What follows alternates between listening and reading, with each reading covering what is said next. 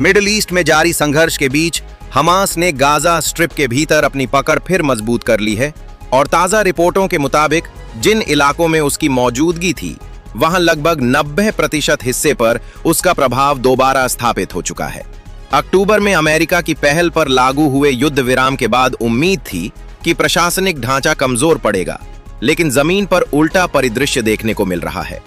BBC से बातचीत में स्थानीय कार्यकर्ता मोहम्मद दियाब ने बताया कि हमास से जुड़ी पुलिस और सुरक्षा एजेंसियां सड़कों पर लौट आई हैं और वे अपराध नियंत्रण के साथ साथ उन लोगों के खिलाफ कार्रवाई कर रही हैं जिन्हें संगठन विरोधी या संदिग्ध मानता है, जिससे यह संकेत मिलता है कि संगठन केवल सैन्य नहीं बल्कि प्रशासनिक नियंत्रण भी बहाल कर रहा है। इसी बीच डोनाल्ड ट्रंप द्वारा गठित बोर्ड ऑफ पीस वॉशिंगटन में अपनी पहली बैठक करने जा रहा है, जिसमें लगभग 60 देशों को आमंत्रित किया गया है और माना जा रहा है कि इसमें गाजा के लिए प्रस्तावित शांति योजना पर रिपोर्ट रखी जाएगी। लेकिन द टाइम्स ऑफ इजराइल की रिपोर्ट के अनुसार प्रारंभिक दस्तावेजों में गाजा का स्पष्ट उल्लेख ही नहीं है। ट्रंप ने कहा कि इस बोर्ड का उद्देश्य केवल गाजा नहीं बल्कि वैश्विक स्तर पर शांति व्यवस्था तैयार करना है, जबकि कई यूरोपीय देशों ने इसे व्यक्तिगत राजनीतिक परियोजना बताते हुए दूरी बना ली है। इससे अंतर्राष्ट्रीय राजनीति में नई बहस शुरू हो गई है कि क्या यह पहल वास्तविक समाधान की दिशा है या समानांतर वैश्विक मंच बनाने की कोशिश, क्योंकि एक तरफ जमीन पर हमास का प्रभाव बढ़ रहा है और दूसरी तरफ कूटनीतिक मंचों पर गाजा का उल्लेख तक अस्पष्ट दिखाई दे रहा है, जिससे युद्ध विराम की स्थिरता और भविष्य दोनों पर गंभीर सवाल खड़े हो गए हैं। अमेरिका के पूर्व राष्ट्रपति डोनाल्ड ट्रंप द्वारा बनाए गए प्रस्तावित पीस बोर्ड के चार्टर में उन्हें संस्थापक और आजीवन प्रथम अध्यक्ष नामित किया गया है और ये पद उनके द्वारा चुने गए उत्तराधिकारी तक जारी रह सकता है। यानी नेतृत्व का स्वरूप पारंपरिक अंतर्राष्ट्रीय संस्थाओं की तरह समयबद्ध या चुनाव आधारित नहीं बल्कि स्थायी और व्यक्ति केंद्रित होगा। चार्टर के अनुसार उनके पास वीटो पावर होगी, जिसका अर्थ है कि बोर्ड का कोई भी महत्वपूर्ण निर्णय उनकी मंजूरी के बिना लागू नहीं हो सकेगा और वे किसी भी प्रस्ताव को रोक सकते हैं, चाहे वो सदस्य देशों द्वारा बहुमत से ही क्यों न पारित किया गया हो। यही नहीं, सदस्य देशों को शामिल करने या हटाने, बैठक का एजेंडा तय करने, सहायक निकाय बनाने, किसी समूह को भंग करने और संस्थागत ढांचे में बदलाव जैसे लगभग सभी प्रशासनिक अधिकार भी उनके नियंत्रण में रहेंगे, जिससे ये संस्था सामूहिक वैश्विक मंच से अधिक एक केंद्रीय नेतृत्व वाले संगठन के रूप में काम करेगी। खास बात यह भी है कि ये पद अमेरिकी राष्ट्रपति पद से अलग रहेगा, यानी यदि वे भविष्य में राष्ट्रपति नहीं भी रहते तब भी चेयरमैन बने रह सकते हैं और उन्हें हटाने का एकमात्र तरीका एग्जीक्यूटिव बोर्ड की सर्वसम्मति होगी, जबकि उस बोर्ड की नियुक्ति भी उनके अधिकार क्षेत्र में होगी। इसलिए व्यावहारिक रूप से उन्हें हटाना लगभग असंभव माना जा रहा है। विशेषज्ञों के अनुसार ऐसी संरचना किसी अंतर्राष्ट्रीय संगठन में बहुत असामान्य मानी जाती है, क्योंकि सामान्यतः वैश्विक संस्थाओं में संतुलित शक्ति वितरण, अवधि आधारित नेतृत्व और सामूहिक निर्णय प्रणाली होती है, जबकि इस मॉडल में अधिकांश शक्तियां एक ही पद में केंद्रित दिखाई देती हैं, जिससे समर्थक इसे निर्णायक नेतृत्व का ढांचा बता रहे हैं और आलोचक इसे व्यक्तिगत नियंत्रण वाली वैश्विक व्यवस्था की ओर कदम मान रहे। इस प्रस्तावित बैठक में दक्षिण एशिया से पाकिस्तान के प्रधानमंत्री की भागीदारी तय बताई जा रही है, जबकि मिडिल ईस्ट और यूरोप के कई देश केवल निचले स्तर के अधिकारियों को भेजने या पर्यवेक्षक के रूप में शामिल होने की योजना बना रहे हैं, जिससे साफ संकेत मिलता है कि पहल को लेकर पूर्ण राजनीतिक समर्थन अभी मौजूद नहीं है। कई देशों ने सीधे तौर पर दूरी बना ली है और विशेष रूप से यूरोपीय सहयोगियों ने इसे लेकर गंभीर संदेह जताया है।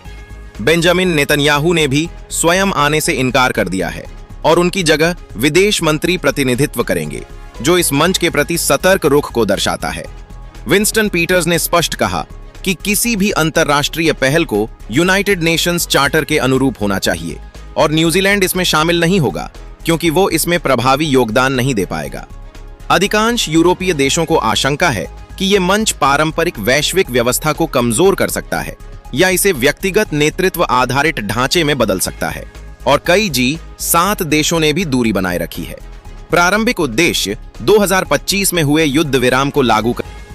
प्रस्तावित ढांचे के अनुसार डोनाल्ड ट्रंप के पीस बोर्ड में 3 साल की अस्थायी सदस्यता निःशुल्क रखी गई है, लेकिन स्थायी सीट पाने के लिए पहले ही वर्ष में $1 बिलियन नकद देने की शर्त रखी गई है। हालांकि अभी तक यह स्पष्ट नहीं है कि किन देशों ने इतनी बड़ी राशि देने पर सहमति जताई है। ट्रंप ने सोशल मीडिया पोस्ट में दावा किया कि सदस्य देश गाजा स्ट्रिप में मानवीय राहत और पुनर्निर्माण के लिए $5 बिलियन से अधिक देने का वादा करेंगे और इसके साथ एक इंटरनेशनल स्टेबलाइजेशन फोर्स यानी ISF तथा स्थानीय पुलिस के समर्थन में हजारों जवान तैनात करने की प्रतिबद्धता भी सामने आएगी, जबकि उन्होंने हमास से पूर्ण निरस्त्रीकरण की मांग दोहराई है। गाजा सुधार के लिए घोषित 20 सूत्रीय योजना का पहला चरण सितंबर में सामने आया था, जिसे 3 महीने पहले यूनाइटेड नेशंस सिक्योरिटी काउंसिल ने समर्थन दिया था और इसमें आंशिक संघर्ष विराम, मानवीय सहायता बढ़ाना तथा बंधकों की रिहाई शामिल थी।